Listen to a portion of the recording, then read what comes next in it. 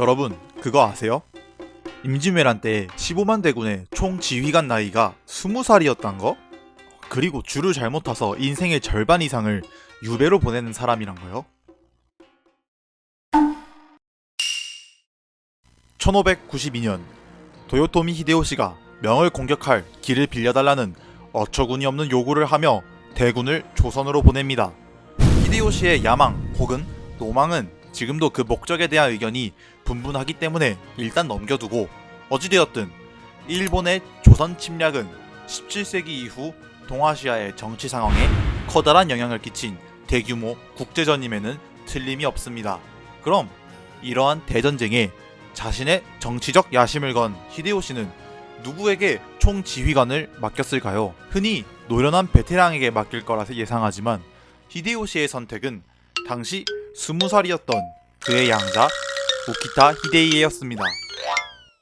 우키타 히데이에는 전국시대 최후기 인물이기도 하고 한국에서는 가토 기요마사나 고니시 유키나가에 비해 덜 알려진 인물이기도 한데요. 오늘은 이 인물의 말년 이야기를 하고자 합니다. 우키타 히데이에는 주코쿠 지방 비젠 오카야마의 다이묘 우키타 나오예의 장남으로 태어났습니다. 어려서부터 명석하고 외모가 출중한 오버스펙의 인물이었습니다. 우키타 나오이에는 동맹인 오다 가문이 긴키 지역을 제압하고 모리와 전쟁 중일 때 해당 전선의 군단장이던 하시바 히데요시에게 직접 자신의 아들인 히데이에와 가족들을 잘 부탁한다는 말을 남기고 병으로 죽습니다.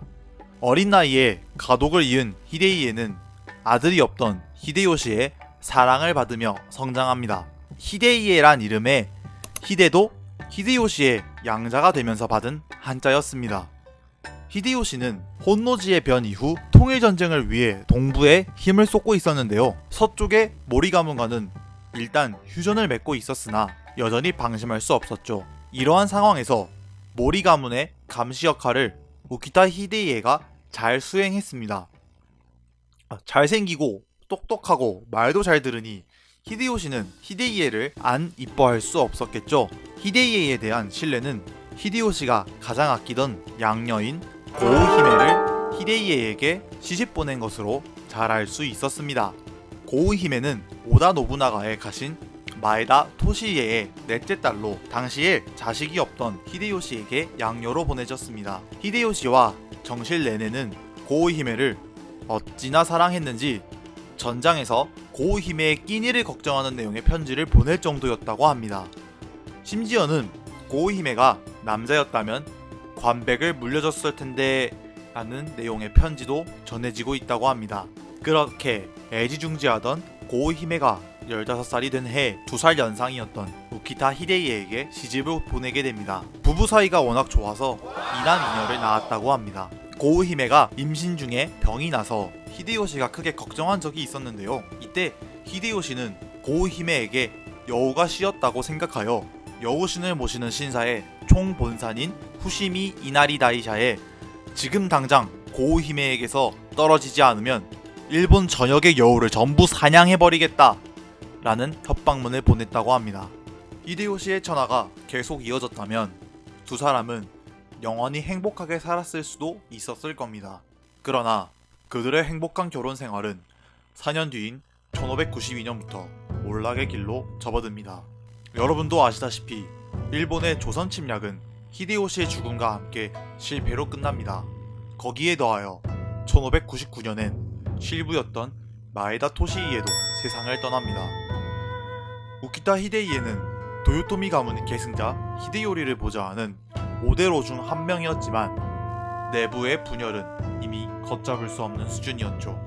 도쿠가와 이에야스의 동군과 이시다 미치나리를 중심으로 한 반도쿠가와 세력인 서군은 마침내 1600년 세키가하라에서 천하를 건 전투를 벌입니다.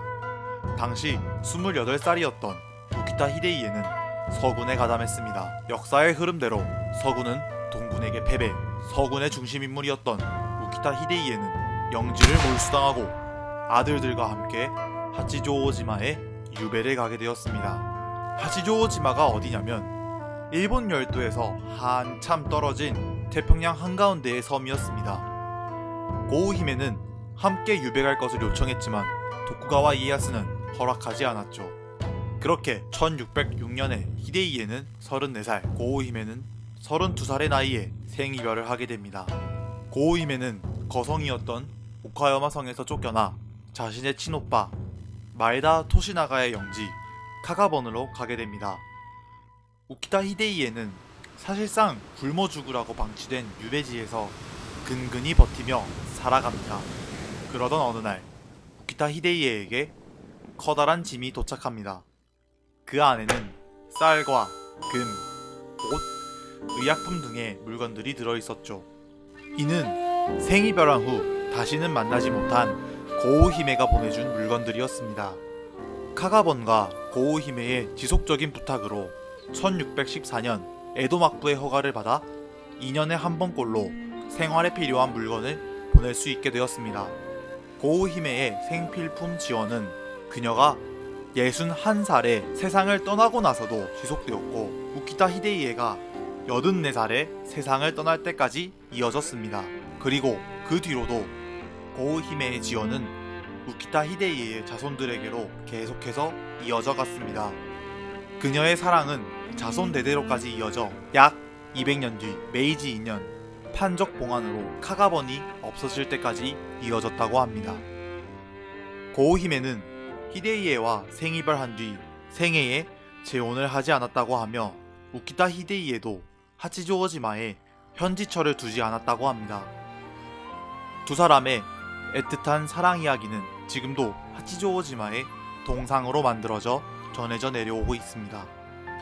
격동의 시대에 태어나 인생의 절반 이상을 떨어져 살아야만 했던 두 사람. 긴 시간 서로를 그리워하는 건 굉장한 고통이었을 겁니다. 두 사람은 죽는 순간에 어떤 장면을 떠올렸을까요? 이러한 생각을 해보며 오늘의 이야기는 이상 마무리하도록 하겠습니다.